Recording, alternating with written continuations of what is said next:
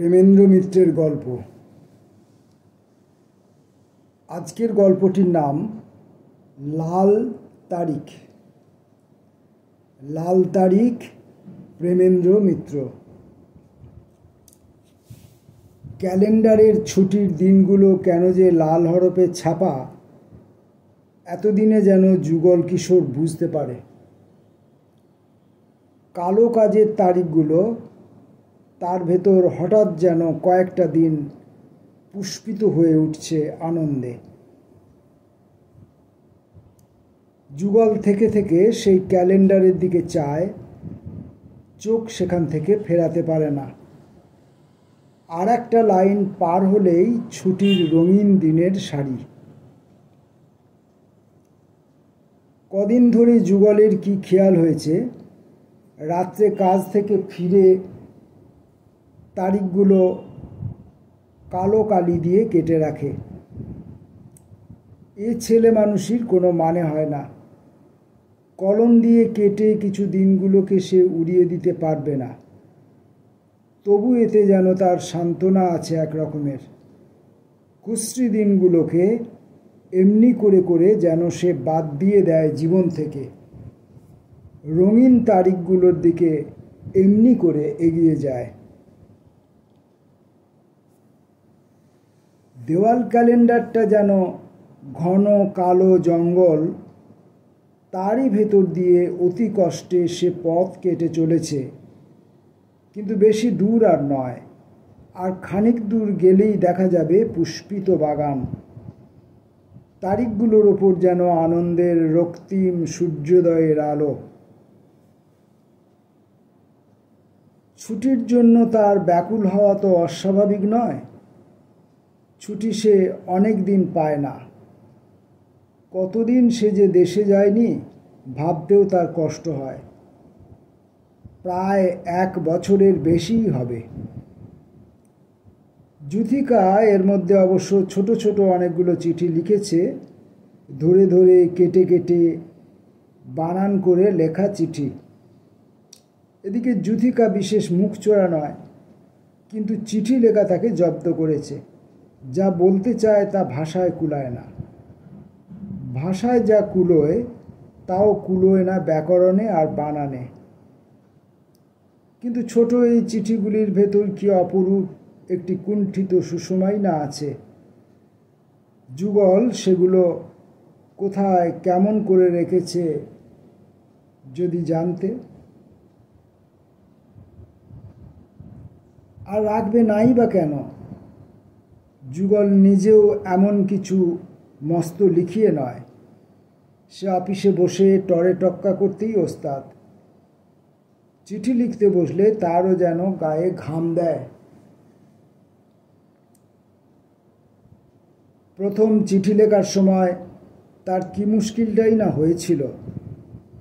চিঠি তো লিখবে, কিন্তু সম্বোধন করবে কি বলে? কি বলে সম্বোধন করতে হয় কে জানে। সে শুধু এইটুকু জানে, আগেকার সে বিদঘুটে সম্বোধনগুলো এখন আর কেউ লেখে না। কিন্তু এখনকার ছেলেরা কি বলে চিঠি আরম্ভ করে তাহলে? তার নিজের পড়া নভেলগুলোর সে স্মরণ নিয়েছে, কিন্তু সেখানেও সাহায্য মেলেনি। আজকালকার নভেলগুলোয় ওসব চিঠি টিঠি বড় থাকে না। সূক্ষ্ম যেসব প্রেমের কথার কারুকাজ থাকে, তাতেও তার কিছু সুবিধে হবার নয়। হতাশ হয়ে সে বিনা সম্বোধনেই চিঠি আরম্ভ করেছিল। চিঠি লিখতে বাধ্য হওয়ার জন্য তার অসন্তোষের সীমা ছিল না। বেশ তো তারা ছিল 2 বছর, চিঠি লিখবার কোনো দায় ছিল না। বউয়ের বাপের বাড়ি আর শ্বশুর বাড়ি এ পাড়ায় ও পাড়ায়। বউ বাপের বাড়ি গেলে বলবার কথা কিছু থাকলে শটান গিয়ে হাজির হলেই হলো। একটু হয়তো তাদের লজ্জা করত, কিন্তু সেটুকু কাটিয়ে ওঠা যেত বই কি। এখন কিন্তু চিঠি লেখা ছাড়া উপায় নেই। এপাড়া ওপাড়া নয়, একেবারে 200 মাইল বুঝি তফাৎ। ইচ্ছে করলেও হট করে যাওয়া যাবে না। চিঠি লিখেই এখন কোনো রকমে আলাপের স্বাদ মেটাতে হবে। বউ আসবার আগে সেই কথাই বলে দিয়েছিল বারবার করে। কি গো, চিঠি দেবে তো? কত দূরে যাচ্ছ বলো দেখি? রোজ চিঠি না পেলে কিন্তু থাকতে পারবো না। যুগল ঠাট্টা করে বলেছিল, চিঠি কেন, রোজ টেলিগ্রাম করবক্ষণ। কিন্তু ঠাট্টা করার সময় নয়। বউয়ের চোখ তখন জলে ভরে এসেছে। 2 বছরের মধ্যে এই প্রথম সত্যিকার ছাড়াছাড়ি। আর ছাড়াছাড়ি 1-8 দিনের নয়, কতদিন বাদে যে যুগল ফিরবে তা কে জানে। এ পাড়ায় ও পাড়ায়, বাপের বাড়ি শ্বশুর বাড়ি, তাইতেই প্রত্যেকবার ছাড়াছাড়ির সময় তারা কি কাণ্ডটা করেছে। আর এ হলো সত্যিকারের বিচ্ছেদ। যুগল তাড়াতাড়ি বলেছে, চিঠি দেব গো দেব, কিন্তু তোমারও দেওয়া চাই। বউ মাথা নেড়ে সায় দিয়েছে। তারপর কথা তাদের আর বেশি হয়নি। কথা কইবার কি এমন আছে, কথা দিয়ে বেদনাকে চাপা দিতে তারা শেখেনি। সে বয়স তাদের নয়। যুগল চাকরির জায়গায় এসে প্রথম ডাকেই চিঠি লিখেছিল, কিন্তু সম্বোধন বাদ দিয়েই লিখেছিল। চিঠি লেখায় এত মুশকিল কে জানতো। তারপর দেখতে দেখতে অনেক দিন কেটেছে। চিঠি লেখা এখন অনেকটা বোধহয় তার রপ্ত হয়ে গেছে। হ্যাঁ, সম্বোধনও এখন সে করে, কিন্তু যুথিকা এখনো হাতের আড়ষ্টতা কাটিয়ে উঠতে পারেনি। এখনো ভাঙা ভাঙা কথায়, বাঁকা অক্ষরে অনেক কষ্টে সে মনের ভাব প্রকাশ করে পাঠায়। মনোভাব কয়েকটি মাত্র কথায়, তুমি তাড়াতাড়ি এসো, এসে আমায় নিয়ে যাও। তোমার মন কেমন করে না? খোকাকে দেখতে ইচ্ছে করে না? সব চিঠির এই প্রধান সুর। এ মধুর চিঠি যুগল যদি আলাদা বাক্স কিনে তার ভেতর সযত্নে জমা করে রাখে, তাহলে তাকে দোষ দেওয়া যায় না। কিন্তু কয়েকদিন আগে যুথিকার একটু কড়া চিঠি এসেছিল। নিজের মনোভাব বিশদভাবে প্রকাশ করবার চেষ্টায় অক্ষরগুলো একটু বেশি বেঁকেছে। ব্যাকরণ ও বানানের উপর হয়েছে বেশি অত্যাচার। যুথিকা এবার যা লিখতে চেয়েছে তার মর্মার্থ এই যে, এবারে যুগল যদি না আসে, তাহলে পরে এসে আর যুথিকাকে দেখবার আশা যেন না করে। সে অবশ্য জানে যে যুগলের তাতে আজকাল কিছুই আসে যায় না। নইলে 1 বছরে এসে কি সত্যি আর ছুটি নিতে পারতো না? ছুটি নেই, ছুটি নেই, ওসব বাজে কথা। কোন অফিসে আবার ছুটি থাকে না? অফিসের সাহেবদের কি নিজেদের বাড়ি ঘর বউ ছেলে নেই যে বাড়ি যাব বললে তারা ছুটি দেয় না? আসল কথা, যুগল আর আসতে চায় না। যুগল সে চিঠি পড়ে একটু হেসেছিল। তারপর সারা রাত ঘুমোতে পারেনি। যুথিকাকে পরে গিয়ে সে দেখতে পাবে না, সত্যি এই ভাবনায় তার ঘুম হয়নি এমন নয়, কিন্তু মন তার খারাপ হয়ে গিয়েছিল। যুথিকা সেখানে কেমন কষ্টে আছে সে তো নিজেই বুঝতে পারে। এতদিনে তার একটিবারও ছুটি না পাওয়া যে সত্যি আশ্চর্যের ব্যাপার। ভাগ্যের যেন অহেতুক আক্রোশ আছে তার ওপর। পুজোর সময় তার ছুটি তো একরকম ঠিকই হয়ে গিয়েছিল। বাঁধা ছাদা করে সে তখন এক পা একরকম বাড়িয়েই দিয়েছে। এমন সময় খবর এলো, অমুক স্টেশনের সিগন্যালারের বড় অসুখ, এক্ষুনি তাকে রিলিভ করতে যেতে হবে। হেড সিগন্যালার মশাই তাকে একটু বুঝি স্নেহ করেন। তিনি বলেছিলেন, কি করবে বলো, প্রথমটা ও যন্ত্রণা সকলকেই ভোগ করতে হয়। এবার ফিরে এলে তোমার ছুটি নিশ্চিত মিলবে। যুগল বাধ্য হয়ে গিয়েছিল রিলিভ করতে। পুজোর সময় বাড়িতে থাকার যত আনন্দ সে কল্পনা করেছিল, ওপরতলার এক কলমের আঁচড়ে তা গিয়েছিল বাতিল হয়ে। তারপর ফিরে এসেও ছুটি পায়নি যুগল। আজ এটা কাল ওটা, এদিকের লাইনে হ্যাঙ্গাম লেগেই আছে। সময় খারাপ বলে লোকজনও কম। যুগলের ছুটির পথে নানান বাধা এসে দেখা দিয়েছে। হতাশ হয়ে যুগলের মনে হয়েছে এখন সেবার জ্যোতিকাকে সঙ্গে নিয়ে এলেই সে পারত। রিলিভিংয়ের কাজ, আজ এখানে কাল সেখানে ছুটে বেড়াতে হয়। এর ভেতর জ্যোতিকার কষ্ট হবে ভেবেই সে আনেনি। কিন্তু এ কষ্টের তুলনায় সে কষ্ট তো কিছুই নয়। জ্যোতিকা ছেলে মানুষ, এখনও একলা সংসার করতে হয়তো পারবে না, একথাও তার মনে হয়েছিল। কিন্তু এখন অন্য কথা মনে হয়। সংসার না হয় ভালো করে নাই করতে পারত তারা, ভুলচুক না হয় একটু আধটু হতোই, তাতেই বা ক্ষতি কী ছিল? এমন করে আধমরা হয়ে বেঁচে থাকার চেয়ে সে তো ভালো। শুধু ভালো কেন, সে তো সত্যি মধুর। এমনই মধুর সংসার যাত্রা সে যে পাশেই দেখতে পাচ্ছে। বুকিং ক্লার্ক অবিনেশবাবুর স্ত্রীর বয়সও জ্যোতিকার চেয়ে বেশি হবে না। রেলওয়ে কোয়ার্টারের একটি অংশ নিয়ে তারা তো দিব্যি আছে। তাদের আনন্দ ছোট বাড়িটির ছাপিয়েও মাঝে মাঝে উপচে পড়ে। যুগল বাইরে থেকেই তার স্বাদ পায়। অবিনাশবাবুর হাতের আঙুলে ব্যান্ডেজ বাঁধা। কি হলো মশাই? আর মশাই, কুটনো কুটতে গিয়ে এই কাণ্ড। কুটনো কুটতে গিয়ে? তারপর জিজ্ঞাসা করে জানা যায় বউয়ের রান্নার অপ্রিয় সমালোচনা করে অবিনাশবাবু বিপদে পড়েছিলেন। তারপর আত্মসম্মান বজায় রাখবার জন্যে গিয়েছিলেন নিজের বিদ্যার প্রমাণ দিতে। সে চেষ্টার সূত্রপাতেই এই রক্তারক্তি। অবিনাশবাবুর আঙুল কাটার দুর্ঘটনার জন্য বউয়ের উপর চটে বলেন, এসব আনাড়ি মেয়ে ছেলে নিয়ে সংসার করার ঝক মারি মশাই, আপনি বেশ আছেন। কিন্তু তার মুখ দেখে মনে হয় না তিনি কারুর সঙ্গে স্থান পরিবর্তন করতে প্রস্তুত। যুগলও এবার তাই ঠিক করেছে জ্যোতিকাকে সে নিয়েই আসবে। তাদের আর কি হাঙ্গাম, একটিমাত্র ছেলে, তার জন্য এদেশে একটা দায় রাখলেই চলবে।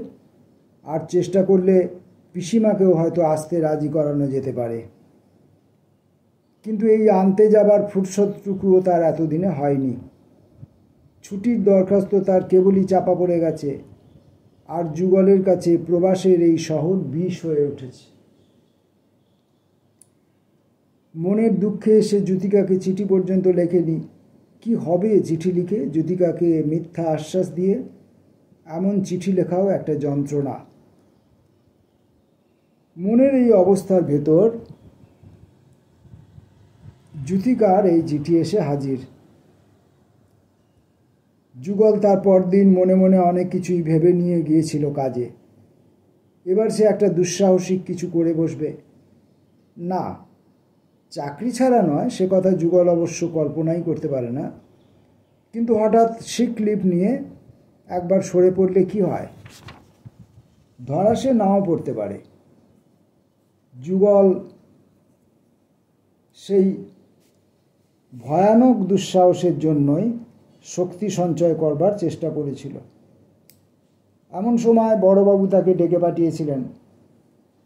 বড়বাবুর ঘর থেকে যুগল বেরিয়ে গিয়েছিল অভিভূতের মতো। তার অভিভূত হওয়ার আর অপরাধ কি? সত্যি সত্যি তার ছুটি মঞ্জুর হয়ে গেছে। একথা এক মুহূর্তে কি বিশ্বাস করা যায়? সেই থেকে যুগল ক্যালেন্ডারে তারিখ গুনছে। বেশি দিন আর নয়। তার কালির ঢেড়া ক্রমশই এগিয়ে চলেছে ক্যালেন্ডারের ওপর দিয়ে। আর একটা সারি পার হলেই হয়। যুগলের ছেলে মানুষের আর অন্ত নেই। আর দুদিন তার সবুর সয়নি। সকাল না হতেই লোভ না সামলাতে পেরে সে ঢেড়া কেটে দিয়েছে। সন্ধ্যাবেলা যখন কাটতেই হবে তখন সকালেই সে কাজটা সেরে রাখলে ক্ষতি কী? সকাল যখন হয়েছে তখন দিন তো কাটবেই। যুগল প্রথম আনন্দের উচ্ছ্বাসে জ্যোতিকাকে লম্বা চিঠি লিখতে বসেছিল, কিন্তু সে চিঠি তারপর সে ছিঁড়ে ফেলেছে। চিঠি দিয়ে কি হবে? দুদিন বাদে সে তো নিজেই সশরীরে হাজির হবে, হাজির হয়ে চমকে দেবে একবারে জ্যোতিকাকে। ভাবনার অমন পুরস্কার যখন মিলবেই তখন ভাবুক না সে দিন কতক।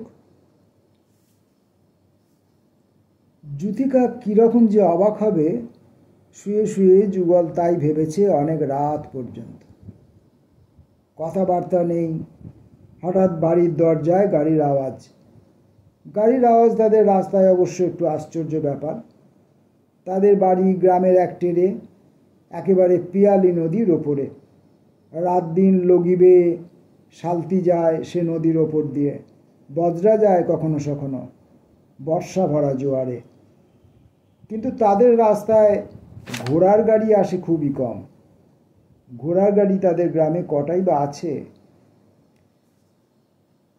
কিন্তু জ্যোতিকা সে শব্দ লক্ষ্য নাও করতে পারে। সে হয়তো তখন খোকাকে ঘুম পাড়াতে ব্যস্ত। খোকা যেরকম দুষ্টু হয়েছে শোনা গেছে, তাতে তাকে ঘুম পাড়ানো সোজা ব্যাপার নয়। হয়তো জ্যোতিকা তার বিছানার পাশেই পড়েছে একটু ঘুমিয়ে। সে যা ঘুম কাতুরে, এই ঘুমের জন্য একটু একটু গঞ্জনা গোড়া থেকেই তাকে সইতে হয়েছে। যুগলই তাকে ঠাট্টা করে কতবার বলেছে, দেখো দাঁড়িয়ে দাঁড়িয়ে যেন ঘুমিয়ে পড়ো না। তারপর দুজনে মিলে হেসেছে। না, জ্যোতিকা হয়তো সত্যিই ঘুমিয়ে পড়েছে। কোনো গাড়ির শব্দ সে শোনেনি। আস্তে আস্তে যুগল গিয়ে ঢুকবে বাড়িতে। পিসিমা অবাক হবেন। ও মা, তুই? কদিন খবর না পেয়ে আমি ভেবে মরছি, আসবার আগে একটা খবরও দিতে নেই। কিন্তু পিসিমা তো আর হইচই করবেন না এ নিয়ে। জ্যোতিকা হয়তো তখনও ঘুমোচ্ছে। তারপর পিসিমা বলবেন, দেখ তো টুনি, বৌমা কী করছে। টুনি যুগলের ছোট বোন। বৌদিকে নইলে তার চলেও না, আবার বেশিক্ষণ বনেও না। সে সুযোগ ছাড়বে না। বৌদি তো খোকার সঙ্গে শুয়ে ঘুমোচ্ছে। পিসিমা অবাক হয়ে বললেন, দেখেছো কাণ্ড? সমস্ত দুপুর তো সে দরজায় খিল দিয়ে ঘুমিয়েছে, আবার এই সন্ধেবেলায় ঘুম। যা ডেকে দিকে যা, কিশোরকে মুখ হাত ধোবার জল দিক। কিন্তু টুনির কথা নিশ্চয়ই জ্যোতিকা বিশ্বাস করতে পারে না। টুনি তার সঙ্গে ঠাট্টা করতে আসে। আস্পর্ধা দিন দিন বাড়ছে তার। দাঁড়াও, এবার সে পিসিমাকে বলে দেবে। জ্যোতিকার আসবার নাম নেই। ঘরের ভেতর শোনা যাচ্ছে মৃদু কণ্ঠে ঝগড়া। টুনি বলছে, বাহ, আমি বুঝি মিছে কথা বলছি নাকি? দেখো না দাদা এসেছে কিনা। আসুক গে যাক, আমি যাব না। না, জ্যোতিকা কিছুতেই বিশ্বাস করবে না। তারপর পিসিমা ব্যাপার বুঝে হাঁক দেবেন, কি করছো বৌমা? বেরিয়েছো না? কিশোরের হাত মুখ ধোয়ার জল দাও, চায়ের জোগাড় করো। সারাদিন ট্রেনের ধকল সয়ে এসেছে। এবার জ্যোতিকা ধর্মর করে উঠে বসবে নিশ্চয়। পিসিমা তো আর ঠাট্টা করতে পারেন না। জ্যোতিকা কি অবাকই যে হবে। যুগলের ভাবনা ধীরে ধীরে অজ্ঞাতে মিশে গেছে তার স্বপ্নের সঙ্গে। সকালে সে নিজেই চমকে জেগে উঠেছে বিছানা থেকে। তারপর তাকিয়েছে ক্যালেন্ডারের দিকে। আর একটা কালো তারিখ সে পার হয়ে এলো। আর কটাই বা বাকি? মাত্র কটা কালো দিনের ব্যবধান। সেই ব্যবধানের ভেতর দিয়েই যুগল যেন ছুটির দিনের রাঙা সূর্যোদয় দেখতে পায়। সূর্য উঠছে তাদের পিয়ালি নদীর ওপারে, কলা বাগানের মাথার ওপর দিয়ে। খিড়কির দরজা দিয়ে সে বেরিয়ে এসে তারা একদিন ভোরে যে সূর্যোদয় সত্যি দেখেছিল। তাদের বাড়ির ভেতর থেকে পিয়ালি দেখা যায় না বলে সেদিন জ্যোতিকার কি দুঃখ। বলেছিল, আমাদের দোতলায় একটা ঘর থাকলে বেশ হয়। জানলা দিয়ে কেমন তাহলে রোজ নদী দেখি। যুগল সেদিন হেসে বলেছিল, আহা, কি তোমার নদী, হেঁটেই পার হওয়া যায়। যুথিকা বলেছিল, তা হোক, আমার এই বেশ ভালো লাগে, দোতলায় একটা ঘর করো না বাপু। তখনও যুগল চাকরি পায়নি, তাই শেষ পর্যন্ত সে উৎসাহ ভরে সায় দিয়ে বলেছিল এ প্রস্তাবে। দোতলায় একটা ঘর তারা নিশ্চয়ই তুলবে। দোতলায় ঘর হলে আরও কত সুবিধা, তারা তাহলে একেবারে নিরিবিলি হয়। লজ্জায় এত রাত দিন আড়ষ্ট হয়ে থাকার তাহলে দরকার থাকে না। সে দোতলার ঘর আর উঠবে না ভেবে যুগলের এখন যেন একটু দুঃখ হয়। দোতলার ঘরে আর তার সত্যি দরকার নেই। বিদেশেই তাকে হয়তো চাকরি করতে হবে সারা জীবন। পিসিমাকে সঙ্গে নিয়ে এলে দেশের বাড়িঘর দেখবারই বা লোক থাকবে না। চাকরিতে কায়েমি হয়ে বিদেশেই কোথাও তাকে সংসার পাততে হবে দীর্ঘদিনের জন্য। তখন আর দেশের বাড়ির সঙ্গে কোনো যোগই হয়তো সে রাখতে পারবে না। আর এই জন্যেই তার দুঃখ। যুগল ভেতরে ভেতরে একটু ঘরকুনো। বাধ্য হয়ে তাকে চাকরির জন্য বিদেশে আসতে হয়েছে। কিন্তু বিদেশ তার ভালো লাগে না। যে ছোট্ট শহরটিতে সে আছে তার চারিধারে নীল পাহাড়, তার পাশ দিয়ে পরিচ্ছন্ন একটু বালু নদী বয়ে যায়।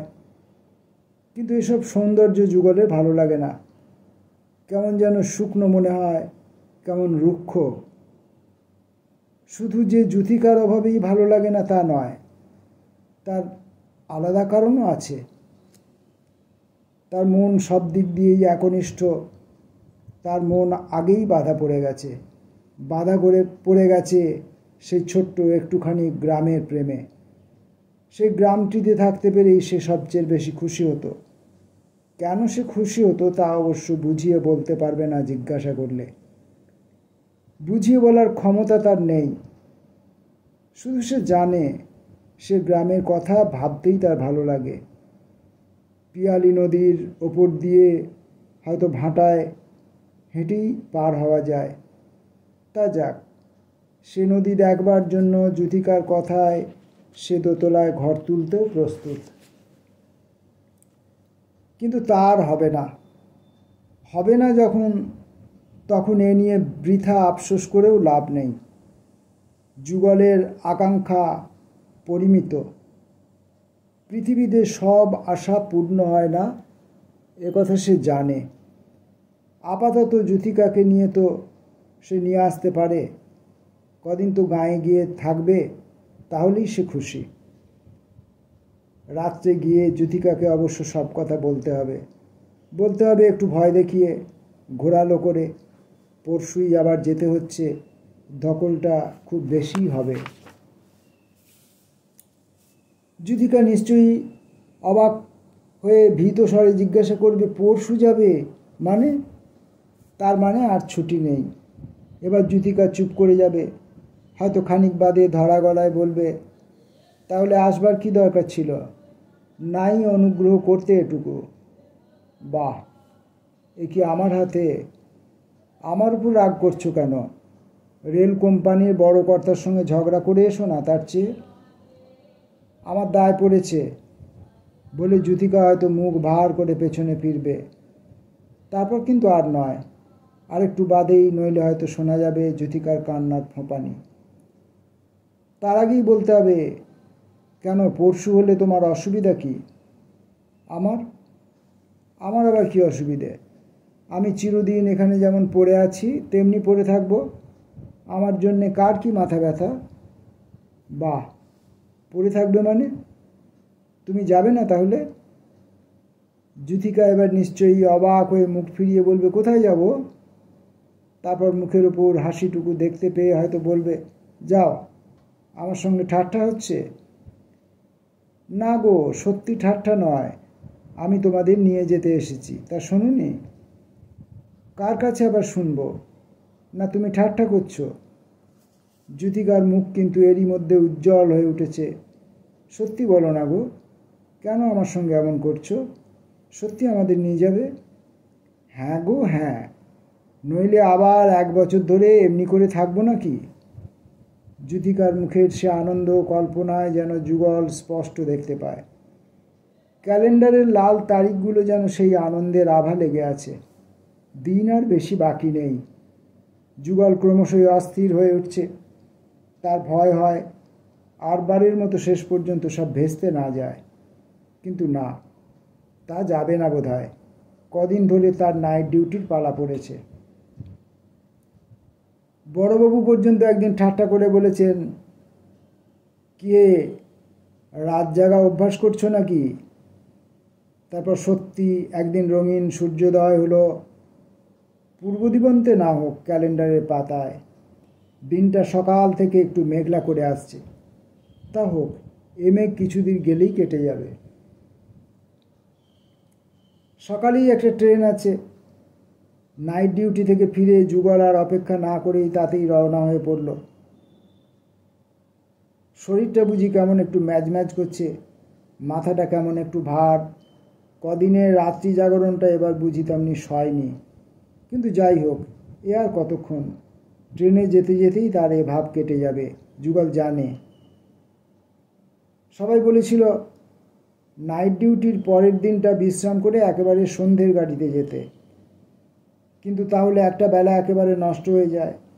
না, যুগলের এখন কৃপণতার আর শেষ নেই। একটা মুহূর্ত সে হারাতে রাজি নয়। যুথিকা আর তার সেই ছোট্ট বাড়িটির জন্য যতখানি সম্ভব সময় সে সঞ্চয় করে নিয়ে যেতে চায়। তাছাড়া রাত্রে গেলে গ্রামে পৌঁছাবে সকালবেলা। যুথিকাকে অবাক করে দেয়া যাবে তাহলে বুঝি। রাত্রি জাগরণের পরের দিন ট্রেনের ধকল। শরীরটা বোধহয় একটু খারাপ হবে। ট্রেনে ওঠার পর থেকে অন্তত সে ভালো বোধ করছে না। শীত করছে একটু বেশি। মাথাটার একটু যন্ত্রণা হচ্ছে। বেলা হলে অবশ্য এসব থাকবে না। কোনো রকমে হয়তো একটু ঠান্ডা লেগেছে। যা শীত এবার, তার উপর আবার মেঘলা। নিজের দিকের সার্সি টার্সি তুলে দিয়ে যুগল বেশ মুড়ি সুড়ি দিয়ে বসে। একটা স্টেশনে ভালো করে চা খেয়ে নেয়। এবার বোধহয় একটু আরাম বোধ হচ্ছে। এই রকম করে এই কটি ঘন্টা কাটিয়ে দিতে পারলেই হলো। তারপরের কথা মনে করতেই তার বুকের ভেতরটা কেমন করে ওঠে। হ্যাঁ, যুগল কিশোর এখনো অত্যন্ত ছেলে মানুষ। সে অত্যন্ত সাধারণ। এত সামান্য জিনিস এমন অপূর্ব আনন্দের ঢেউ তোলে তার মনে। স্টেশন থেকে বেরিয়ে তাদের গ্রামের রাস্তায় সে নেমেছে, ভাবতেই তার মন স্নিগ্ধ হয়। দুধারে শূন্য ধানের ক্ষেত। এতদিনে চাষিদের সব ধান কাটা হয়ে গেছে। তার মাঝখান দিয়ে উঁচু কাঁচা রাস্তা চলে গেছে। ঘোড়ার গাড়ির চাকার ফাঁক দিয়ে দেখা যাবে রেলের লাইনের অর্ধবৃত্তাকার রেখায় পূর্বের বিশাল প্রান্তরকে দ্বিখণ্ডিত করে দূরের নারিকেল কুঞ্জের ভেতর দিয়ে দিগন্তে মিশে গেছে। ঘোড়ার গাড়িতে বেশি দূর যেতে না যেতেই ট্রেন সে নারিকেল কুঞ্জের ভেতর দিয়ে পিয়ালি নদীর পোল পার হয়ে যাবে। পিয়ালি নদীর পোল সেখান থেকে দেখা যায় না, কিন্তু ট্রেনের ভারী আওয়াজ থেকেই তার অবস্থানটা বুঝতে পারা যায়। ছেলেবেলা রাত্রে তারা কতদিন বাড়ি থেকেই ট্রেনের আওয়াজের জন্য কান পেতে থাকতো। এই তাদের একটা খেলা ছিল। ট্রেন কখন পোলের ওপর দিয়ে যায়, আওয়াজ দিয়ে বোঝা যায়। অন্ধকারের ভেতর সে আওয়াজ কি রহস্যময়ী না মনে হতো। রেলগাড়ি তখন একটা বিস্ময়কর ব্যাপার। সেই রেলগাড়ির সমস্ত ভয়ঙ্কর রহস্য যেন এ শব্দে মুখর হয়ে উঠত। যুগলের সত্যি এই সামান্য কটা কথা ভেবেই আনন্দে বুকের ভেতর কেমন করতে থাকে। সে যেন অস্পষ্ট দেখতে পায়।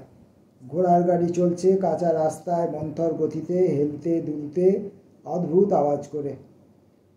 রাস্তার ধারে ছোট ছোট খেজুর গাছ আর বাবলা গাছ সন্ধ্যার আসন্ন অন্ধকারে ক্রমশ সব আবছা হয়ে আসছে। স্টেশনের পথে লোক নেই এমন সময়।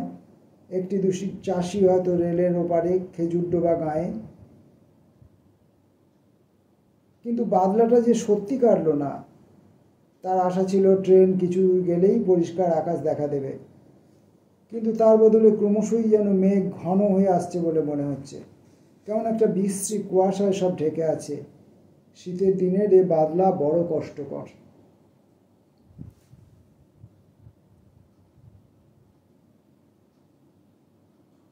সঙ্গে সঙ্গে তার শরীরটাও যেন বড় বেশি খারাপ মনে হচ্ছে।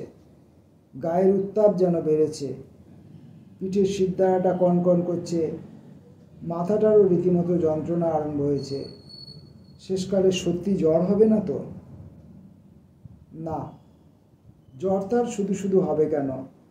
তার জ্বরটার বড় একটা হয় না। এটা কি রকম? একটু ঠান্ডা লেগেছে, সমস্ত দিন ট্রেনে উপোস কাটলেই কেটে যাবে। কিন্তু তা সারে না। খানিক বাদে যুগলকে একটু শোবার চেষ্টা করতেই হয় ট্রেনের বেঞ্চিতে জায়গা করে। মাথাটা তার যেন ছিঁড়ে যাচ্ছে। আর এত শীতই বা করে কেন? না, এ শুধু এই অকাল বাদলের জন্য নয়। শীতকালে এমন বাদলা কেন রে বাপু? এ তো রীতিমতো বৃষ্টি পড়তে শুরু করেছে। বৃষ্টি তেমনই পড়তে থাকে। সমস্ত ভারতবর্ষের আকাশ জুড়ে বুঝি বৃষ্টি নেমেছে। ট্রেন তাকে কোথায় ছাড়িয়ে যাবে। যুগলের শরীর আরও খারাপ হতে থাকে। জ্বর যে সত্যি এবার হয়েছে এ কথা অস্বীকার করা যায় না। গাটা যেন পুড়ে যাচ্ছে। যুগলের স্টেশনে ট্রেন যখন এসে পৌঁছালো তখন সন্ধ্যা না হতেই চারিদিক অন্ধকার হয়ে এসেছে বৃষ্টি বাদলে। স্টেশনে কুলি টুলি নেই। কোনো রকমে গায়ের কাপড়টা মুড়ি দিয়ে যুগলকে সেই বৃষ্টির ভেতরে নিজেই ট্রাঙ্ক আর সুটকেসটা টেনে নামাতে হয়। কি ভাগ্যি এবারে যুথিকাকে নিয়ে যাবে বলে বেশি জিনিস তাকে আনতে হয়নি। ট্রেন থেকে নামাতো গেল, কিন্তু তারপর গাড়ির কি হবে? খোঁজ করে জানা যায় এখানে বৃষ্টি হচ্ছে দুদিন ধরে। কাঁচা রাস্তা ভয়ানক খারাপ হয়ে গেছে, তার উপর দিয়ে গাড়ি চলে না। সেই জন্য কোনো গাড়ি স্টেশনে আসেনি। কোনো রকমে একটা লোক সংগ্রহ করে তার মাথায় মোট চাপিয়ে হেঁটেই যুগলকে রওনা হতে হয়। একটা ছাতা পর্যন্ত তার সঙ্গে নেই। শীতের দিনে ট্রেনে আর ছাতা কে সঙ্গে নেয়? বৃষ্টির জল তার গায়ের কাপড় ভেদ করে ভেতর পর্যন্ত ভিজিয়ে দিয়েছে ইতিমধ্যেই। বাড়ি পর্যন্ত যেতে যেতে বোধহয় নাইয়ে দেবে। শীতে আর জ্বরে এরই মধ্যে তার দারুণ কাঁপুনি শুরু হয়েছে। রাস্তার কাঁচা কাদায় প্যাচপ্যাচে ঘন কাদা, জুতো আছে পায়ে, টেনে তোলাই দায়। কোনো রকমে যুগল এরই ভেতরে বাড়িতে গিয়ে হাজির হলো। বৃষ্টির ভেতর বাইরে দাঁড়িয়ে অনেকক্ষণ ডাকাডাকির পর পিসিমা নিজেই এসে দরজা খুললেন। ও মা, তুই? আমি ভাবছি বৃষ্টির ভেতর কে ডাকে বাপু সন্ধেবেলায়। কিন্তু যুগলে তখন আর কথা বলার ক্ষমতা নেই। কোনো রকমে ঘরের ভেতরে পৌঁছে জামা কাপড় ছাড়তে ছাড়তে সে ক্ষীণভাবে বললে, এখন না বিছানা করে দাও তাড়াতাড়ি পিসিমা, বড্ড জ্বর, দাঁড়াতে পারছি না। ও মা, সে কি রে, তুইও জ্বর নিয়ে এলি? এদিকে বৌমারও যে দুদিন ধরে জ্বর। কি কাণ্ড বাপু! যা, তুই মাঝের ঘরে গিয়ে শুয়ে পড় ততক্ষণ। পিসিমা ব্যস্ত হয়ে ওঠেন। যুথিকারও জ্বর। মাঝের ঘরে যেতে যেতে যুগলের মনটা কি দমে যায়? না, মন দমবার কি আছে? সে জানে কালকেই না হয় পরশুই সব ঠিক হয়ে যাবে। আবার সব ভালো লাগবে, যেমনটি সে ভেবেছে।